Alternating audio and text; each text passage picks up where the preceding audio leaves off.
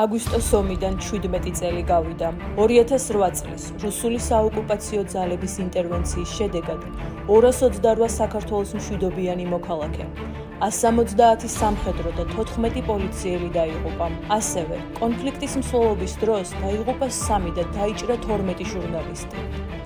ომმა 30,000-მდე ადამიანი დევნილად აქცია. აგვისტოს ომის შემდეგ რუსეთმა საქართველოს ორი რეგიონის, აფხაზეთისა და სამხრეთ ოსეთის დამოუკიდებლობა აღიარა, მაგრამ საერთაშორისო საზოგადოება საქართველოს ტერიტორიული მთლიანობის მხარდამჭერად რჩება. 2022 წლის 16 დეკემბერს ჰააგის სისხლის სამართლის საერთაშორისო სასამართლომ დაადასტურა, რომ აგვისტოს ომში ქართულ მხარეს ბრალი არ მიუძღვის და დამნაშავედ გამოცხადდნენ რუსული საოკუპაციო რეჟიმის წარმომადგენლები. მცოცავი ოკუპაცია, ტერიტორიების მიტაცება და ადამიანების გატაცება დღემდე გრძელდება. რუსეთის მიერ ოკუპირებულია საქართველოს ტერიტორიის 20%.